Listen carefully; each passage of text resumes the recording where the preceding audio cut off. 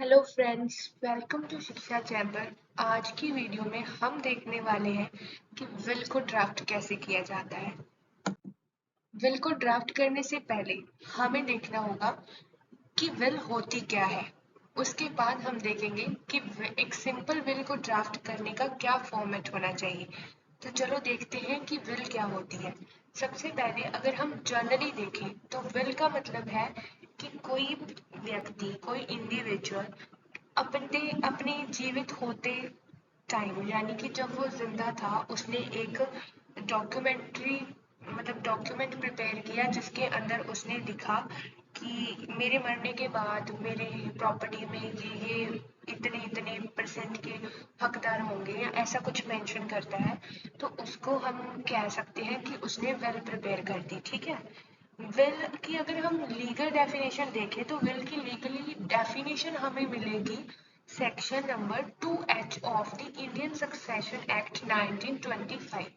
इसके अंदर बताया गया कि will means the legal declaration. Will एक लीगल डिक्लेरेशन है of the intention of the testator, यानी कि टेस्टेटर जो व्यक्ति विल बना रहा है उसकी, कि उसकी प्रॉपर्टी क्या उसकी इच्छा है कि किसको जाएगी उस। और विल हमेशा कब इफेक्ट में आती है?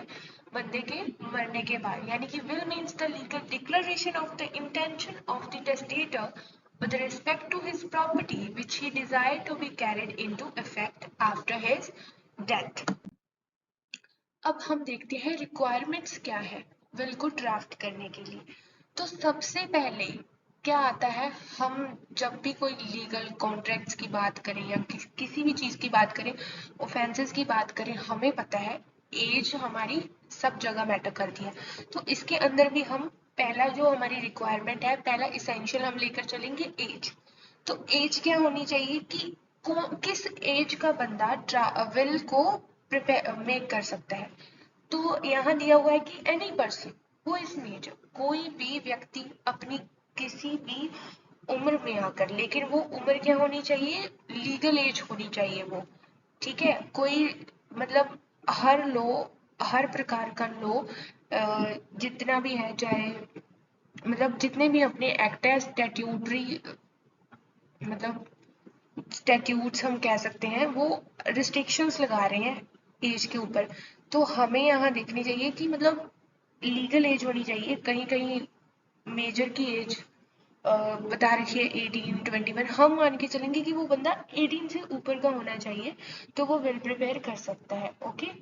उसके बाद हमारी दूसरी रिक्वायरमेंट आती है पर्पस, कि क्या पर्पस है, क्यों बना रहे हो, क्या मोटिव क्या है तुम्हारा, कि मोटिव है क्या तुम्हारा। और मोटिव क्या है? A permanent transfer of the property to the death at any time of signing. यानी कि परमानेंट ट्रांसफर कर रहा है अपनी प्रॉपर्टी बेनिफिशरीज को, कि अगर कभी भी उसकी डेथ हो जाती है तो उसके बाद वो क्या है, अपनी प्रॉपर्टी परमानेंटली ट्रांसफर करके जा रहा है कि मेरे मरने के बाद ये मेरी हकदार होंगे मेरी प्रॉपर्टी के अंदर। ऑलराइट। उसके बाद हमारा है मेंटल स्टेबिलिटी। थर्ड अगर हम रिक्वायरमेंट देखें तो वो है मेंटल स्टेबिलिटी। मेंटल स्टेबिलिटी मतलब कि जो टेस्टेटर है वो बिल्कुल साउंड माइंड का बंदा होना चाहिए। कोई अनसाउंड माइंड, कोई ऐसा बंदा जो डिसेबल है कुछ टाइम के लिए या कैसा भी है, वो नहीं होना चाहिए। Testator must be the stable mental health can create a will. Okay. अब हम देखते हैं हमारी फोर्थ रिक्वायरमेंट क्या है। फोर्थ रिक्वायरमेंट है कि वॉलंटरी, कोई भी किसी भी प्रकार का टेस्टेटर के ऊपर कोई दबाव नहीं होना चाहिए, कोई उसको इन्फ्लुएंस नहीं करता होना चाहिए, कोई उसको थ्रेट नहीं कर रहा होगा, किसी ने उसके साथ कोई प्रॉमिस नहीं किया। Means a will created under any influence और threat are not valid. Only will created by testator's free consent are legal. It means कि जो विल होंगी वो वैलिड कब मानी जाएंगी? जब टेस्टेटर ने फ्री कंसेंट के साथ उसको मेक किया है, तभी वो विल क्या है, वैलिड मानी जाएगी। फिफ्थ रिक्वायरमेंट अगर हम देखें तो वो है साइन।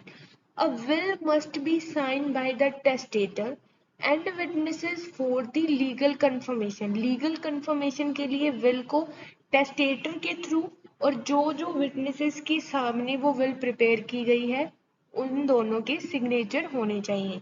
लेकिन यहाँ जो बेनिफिशरीज है वो मेन विटनेस नहीं हो सकते।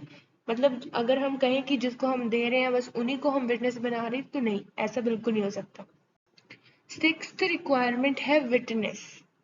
Witness the law will determine the number of witnesses by regional law. हर लॉ के अंदर, हर रीजनल लॉ के अंदर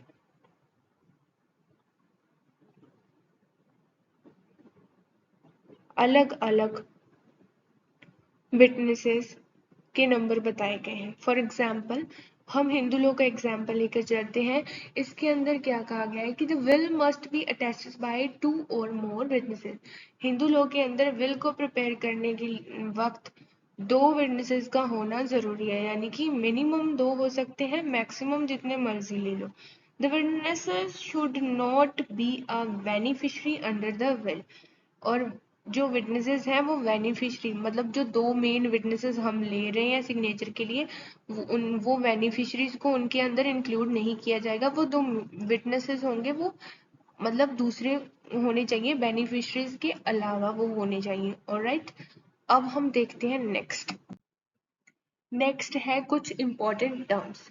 सबसे पहले है टेस्टेटर, जो हम विल को मेक करते वक्त देखेंगे, ड्राफ्ट करते वक्त देखेंगे। सबसे पहली हमारी टर्म निकल कर आएगी टेस्टेटर। टेस्टेटर क्या होता है? अ पर्सन हु मेकिंग विल। वो बंदा जो विल को मेक कर रहा है वो होगा अपना टेस्टेटर। फॉर एग्जाम्पल ए ने विल बनाई, ठीक है, तो ए यहाँ क्या है? टेस्टेटर है। उसके बाद है executor, a person who has the responsibility to dispose the testator's assets to the benefit assets to the beneficiaries who receive property by will as per the will। इसके अंदर हम दो, एक तो हमने वर्ड पढ़ा एग्जीक्यूटर, दूसरा बेनिफिशरीज। हम कब से शुरुआत से बोलते आए हैं बेनिफिशरीज बेनिफिशरीज। तो बेनिफिशरीज का मतलब क्या होता है उसको देखने से पहले हम देखते हैं एग्जीक्यूटर का मतलब क्या होता है। एग्जीक्यूटर वो बंदा होता है जिसको टेस्टेटर क्या है, मेन रिस्पॉन्सिबिलिटी देकर जाता है कि मेरे मरने के बाद ये प्रॉपर्टी मेरे इन बेनिफिशरीज को बराबर में डिवाइड करके दे देना, ठीक है। वो होता है एग्जीक्यूटर, जो देखता है कि कोई डेट्स वगैरह पेंडिंग तो नहीं रह गई। ये सब ड्यूटी होती है, ये रिस्पॉन्सिबिलिटी किसकी होती है? एग्जीक्यूटर की होती है। उसके बाद हम देखते हैं बेनिफिशरीज। बेनिफिशरीज वो होंगे जो रिसीव कर रहे हैं प्रॉपर्टी को बाय विल। जो टेस्टेटर ने जिनको प्रॉपर्टी दी है, जो प्रॉपर्टी रिसीव कर रहे हैं टेस्टेटर के थ्रू, वो कौन होंगे? बेनिफिशरीज होंगे। अभी हमने 3 टर्म्स देखी हैं, टेस्टेटर, एग्जीक्यूटर, बेनिफिशियरी। अब हम देखते हैं कॉडिसाइल का मतलब क्या होता है। Part of will and instrument that explain changes और adds to the will disposition. यानी कि विल के अंदर अगर आगे जाकर कोई चीज एक्सप्लेन की जाती है, कोई चेंज किए जाते हैं या कुछ नया ऐड किया जाता है, तो उसके लिए हम जो वर्ड यूज करते हैं उसको कहते हैं कॉडिसाइल। उसके बाद हम देखते हैं कंटेंट्स ऑफ विल फॉर्मेट। मतलब क्या क्या कंटेंट्स होने चाहिए। फॉर्मेट मतलब ड्राफ्ट करते वक्त विल को हमें हमें जो हम ड्राफ्ट कर रहे हैं एज अपने एग्जामिनेशन पॉइंट ऑफ व्यू से हमें किन किन बातों का ध्यान रखना चाहिए।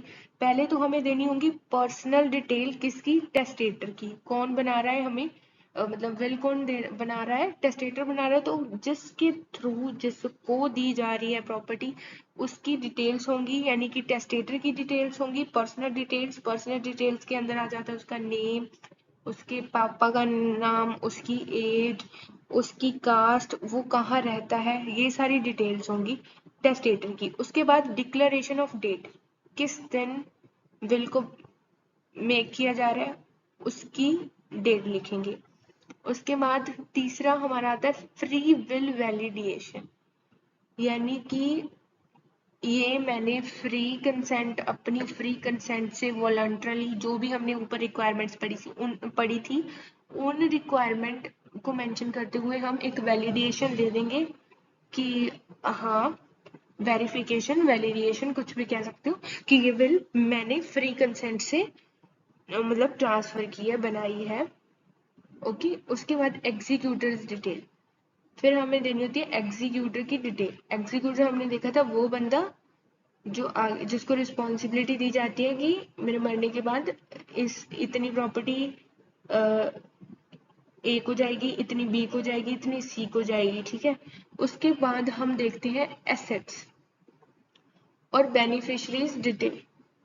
एसेट्स जो भी प्रॉपर्टी, चाहे वो मूवेबल है, इमूवेबल है, उसकी डिटेल्स हमें लिखनी होती है। उसके बाद हमें देनी होती है बेनिफिशरीज की डिटेल कि कौन सी प्रॉपर्टी किसको जा रही है। अगर ये कभी कभी मतलब अगर विल के अंदर लिखी भी होती है, कभी कभी नहीं भी लिखी होती, तो नहीं लिखी होती तब कोर्ट अपना एक बंदा अपॉइंट करता है, वो इनको प्रॉपर हिस्सों में, बराबर हिस्सों में बांट कर देता है, उसको कहते हैं एडमिनिस्ट्रेटर। और एक टर्म और होती है, वो अभी मेरे ध्यान में नहीं आ रही, तो वो होते हैं, ठीक है, उनकी डिटेल्स। उसके बाद हमें सिग्नेचर देने होते हैं। किसके सिग्नेचर? टेस्टेटर के सिग्नेचर। टेस्टेटर कौन होता है? जो विल मेक कर रहा है। उसके बाद हमें विटनेसेस के सिग्नेचर देने होंगे। विटनेस कितने विटनेस होते हैं? मिनिमम 2 होने चाहिए, मैक्सिमम कितने भी हो सकते हैं। तो ये थे हमारे कुछ कंटेंट्स विल को ड्राफ्ट करने से रिलेटेड। हमने अब तक पढ़ा कि विल क्या होती है, विल की लीगल डेफिनेशन क्या है, विल की रिक्वायरमेंट्स क्या है, विल के अंदर कुछ टर्म्स यूज होती हैं, उन टर्म्स का मीनिंग क्या है, और उसके बाद हमने पढ़ा कंटेंट्स क्या है, क्या क्या कंटेंट्स हम लिखेंगे विल को ड्राफ्ट करते वक्त। अब हम देखते हैं कि विल को कैसे ड्राफ्ट किया जाता है। एक रफ फॉर्मेट देखेंगे कि कैसे विल को ड्राफ्ट किया जाता है अपने इमेजिनरी फैक्ट्स के ऊपर। ओके, सबसे पहले हम देखेंगे, क्या हमने पढ़ा था पिछली स्लाइड के अंदर कि पर्सनल डिटेल्स देनी होती है किसकी? टेस्टेटर की। तो हमने पहले लिखा टेस्टेटर, उसका नाम, उस कि किसका बेटा है ये, किसका सन है, उसके फादर का नाम, उसकी एज, कितने साल का हो गया वो, ये सब चीजें। उसके बाद उसका रेजिडेंट कहाँ रिसाइड कर रहा है वो, क्या एड्रेस है उसका, वो सब लिख देंगे। अभी हमने टेस्टेटर को पढ़ने से पहले हमने रिक्वायरमेंट्स देखी थी। तो पहली रिक्वायरमेंट हमारी फुलफिल हो रही है कहाँ? टेस्टेटर की पर्सनल डिटेल्स के अंदर। यहाँ हमें पता चल रहा है कि जो विल ड्राफ्ट की जा रही है वो लीगल है या इलीगल। फॉर एग्जाम्पल कि यहाँ एज का मेंशन करने का क्या मतलब होता है कि हम पता कर सके कि कहीं ये माइनर बंदे ने तो नहीं कर दी है ना। अगर माइनर ने कर दिया तो फिर इसकी क्या कोई वैल्यू होगी, ये देखने के लिए हमें एज मेंशन करना जरूरी होता है। ये वैसे ये सबको पता ही होता है। उसके बाद हम आगे बढ़ते हैं। Do hereby revoke all my former wills. ये लाइन क्या बोलती है कि जितनी भी मैंने पहले विल्स बनाई हैं या जितने भी मैंने चेंजेस किए हैं, ठीक है, उनको मैं अभी रिवॉक करता हूँ, अभी कैंसिल करता हूँ। और अब मैं ये नई विल, अपनी जो लास्ट विल है, टेस्टामेंट है, मैं उसको डिक्लेयर कर रहा हूँ। क्या क्या डिक्लेयर कर रहा है कि पहली वो हमारी आ गई ना, मेंटल हेल्थ वाली बात आ गई इसमें कि I maintain good health and also be a sound mind person. कि मेरी अच्छी सेहत है, मतलब मेंटल हेल्थ मेरी बिल्कुल सही है, मैं साउंड माइंड पर्सन हूँ। और this will has been made by my own independent decision. ये मेरा खुद का अपना वॉलंटरली मैंने डिसीजन लिया है, ये मेरा इंडिपेंडेंट डिसीजन है, मेरी फ्री कंसेंट के साथ है। मुझे ना तो कोई इंड्यूस किया है किसी ने, ना कोई थ्रेट, ना ही मेरे ऊपर किसी का प्रेशर है, ना ही मुझे किसी ने कोई प्रॉमिस किया है। तो ये जो मैं कर रहा हूँ, मैं अपनी इच्छा से कर रहा हूँ।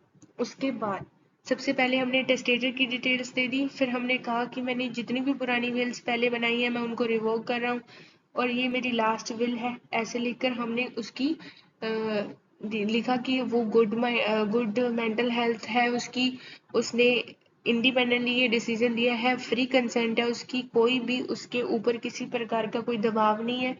उसके बाद उसने लिखना है कि I hereby appoint my dash dash dash executor का डिटेल्स हम दे देंगे कि कौन से एग्जीक्यूटर को अपॉइंट किया उसने as the sole executor of this will. कि इस जो मैंने इस विल के अंदर मेंशन कर दिया उसके अलावा कोई और एग्जीक्यूटर नहीं है, सिर्फ और सिर्फ यही एग्जीक्यूटर होगा जो मैंने इस विल के अंदर मेंशन किया है। उसके बाद वो अपनी कुछ बातें लिखेगा कि the name of my wife is ये है, we have number of childrens, अगर उसकी चिल्ड्रंस नहीं है तो क्या लिखेगा, वो किसी फ्रेंड को भी दे सकता है, किसी रिलेटिव को भी दे सकता है, या किसी ट्रस्ट वगैरह को भी मतलब ट्रांसफर कर रहा है तो वो उसके लिए भी विल प्रिपेयर कर सकता है। लेकिन हम यहाँ फैमिली को लेकर चल रहे हैं कि ये मेरी वाइफ है और हमारे इतने बच्चे हैं, उन दोनों के नाम मेंशन कर देगा कि मैं इन दोनों के मतलब कोई उनसे अपने बच्चों से कोई उसकी इल विल नहीं है, मतलब अच्छा रिलेशन है, तो उनने दोनों बच्चों के अपने नाम लिख दिए। ठीक है। I own the following movable and immovable assets. अब जो प्रॉपर्टी दे रहा है उसकी डिटेल्स होंगी। पहले तो उसने फ्लैट नंबर दे दिया, फिर उसने ज्वेलरी, शेयर्स है कुछ उसके कंपनीज के अंदर, कुछ उसने मतलब ऐसे कैश है उसके पास, और कुछ बैंक्स के अंदर है, तो वो सब इतना ही चीज डिलीवर कर रहा है यहाँ। अपना जो टेस्टेटर है विल के अंदर यही चीजें दे रहा है। एक तो फ्लैट दे रहा है कितने नंबर का, 22/52, और ज्वेलरी दे रहा है, शेयर्स दे रहा है, कैश दे रहा है, ठीक है, इन हैंड्स दे रहा है, और बैंक के अंदर है वो दे रहा है। उसके बाद हम देखते हैं नेक्स्ट। ओके, ऑल एसेट्स, फिर वो एक वैलिडेशन दे रहा है, डिक्लेरेशन और दे रहा है कि ये जो एसेट्स है ना वो मैंने खुद एक्वायर्ड किए हैं, मेरी खुद की सेल्फ एक्वायर्ड प्रॉपर्टी है, nobody has any title. वो किस लिए दे रहा है कि कल को कोई आकर ये क्लेम ना कर दे भी ये एसेट्स तो भाई मेरे हैं या मेरी प्रॉपर्टी थी, तुम्हें कैसे ट्रांसफर कर दी। इन चीजों से बचाने के लिए उसने पहले ही लिख दिया कि all assets own by me are self acquired, nobody else has any title, right, claim, interest और demand on these assets और properties। ना तो किसी और का इस पे कोई टाइटल है, ना कोई राइट है, ना कोई क्लेम है, ना कोई इंटरेस्ट है, और कोई भी इस चीज की अब डिमांड नहीं कर सकता इन दोनों के अलावा। ठीक है। I have complete power and absolute authority on these assets. मेरी इस पे कंप्लीट पावर थी, एब्सोल्यूट अथॉरिटी है। ठीक है। I hereby entrust all my properties whether movable और इमूवेबल। मैं किसको ट्रांसफर कर रहा हूँ, ये जो नीचे डिटेल्स दे रखी है, फर्स्ट एक्स ए लिख दिया हमने, सेकंड एक्स बी लिख दिया। बेनिफिशियरीज कौन है अपने, एक्स ए और एक्स बी। एक्स को तो प्रॉपर्टी मिली है वो जो फ्लैट है वो, या मैंने 45 लिख दिया, वहां मैंने 22 लिखा हुआ था, 22 था वहां, अब यहाँ 45 मतलब लिख देना, मैंने ऐसे ही जनरली लिखा था, इमेजिनरी फैक्ट्स थे तो लिख देना यहाँ 22/52। और दूसरा ज्वेलरी, दूसरे को दे रहा है ज्वेलरी दे रहा है, कुछ शेयर्स है कंपनीज के अंदर वो दे रहा है, कैश दे रहा है, और फिर आगे लिख रहा है कि इन विटनेसेस की उपस्थिति के अंदर, प्रेजेंस के अंदर, इस डेट को, इस महीने को, इस साल, इस जगह, ठीक है, मैंने ये ट्रांसफर कर दी। और टेस्टेटर का क्या लिख दिया, आगे सिग्नेचर कर दिए टेस्टेटर के, और खुद करेगा टेस्टेटर सिग्नेचर। उसके बाद करता है sign by testator as his last will. अब ये जो लाइन है ना, साइन बाय टेस्टेटर, ये बोल रहा है वो विटनेसेस की बिहाफ पर लिखी जा रही है यहाँ कि sign by testator as his last will in our presence, कि ये इसकी टेस्टेटर की लास्ट विल है, हमारी प्रेजेंस के अंदर हुई है। हम मतलब, और टेस्टेटर की भी परफेक्ट नॉलेज के अंदर है, उसने अच्छे से अंडरस्टूड कर लिया, अप्रूव्ड कर दिए सारे कंटेंट्स को, और हमारी भी प्रेजेंस के अंदर हुए हैं। हम सबको एज अ विटनेसेस चूज किया गया है, या हम एज अ विटनेसेस हम सब मतलब इसको वेरीफाई कर रहे हैं।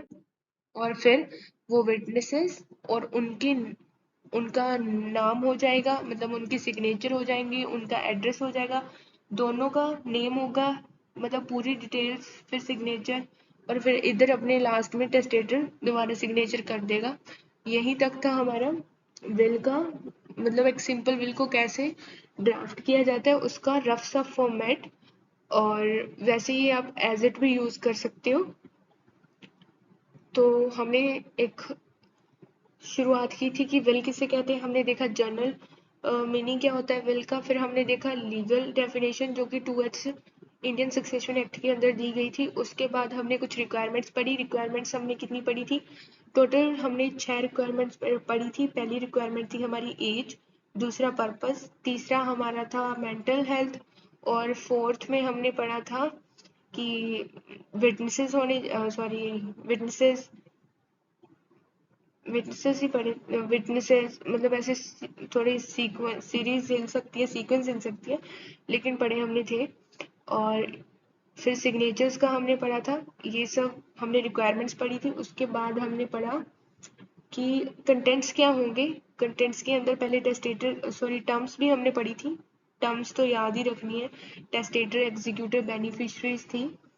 और फिर हमने देखा था कि ड्राफ्ट करने के लिए क्या क्या कंटेंट्स जरूरी होने, पर्सनल डिटेल्स होनी जरूरी है टेस्टेटर की, और फिर डिक्लेरेशन की डेट होनी ज़रूरी है, और ऐसे उसकी फ्री कंसेंट की वैलिडेशन मतलब उसके थ्रू वेरिफिकेशन ज़रूरी है, क्या क्या एसेट्स वो ट्रांसफ़र कर रहा है वो ज़रूरी है, और उसके बाद विटनेसेस ज़रूरी है, उसकी टेस्टेटर की खुद की सिग्नेचर ज़रूरी है, फिर आगे विटनेसेस की भी सिग्नेचर ज़रूरी है। और एक मेन पॉइंट अपना छूट गया, वैसे ड्राफ्ट के अंदर है, वैसे ऐसे रिवीजन में छूट गया कि एग्जीक्यूटर एग्जीक्यूटर भी कई बार क्या होता है, एग्जीक्यूटर को अपॉइंट नहीं किया जाता, मतलब नहीं दी होती एग्जीक्यूटर की डिटेल्स, तो उसकी जगह कोर्ट एडमिनिस्ट्रेटर अपॉइंट करती है, जो विल को बराबर हिस्सों में डिवाइड करके दे देता है।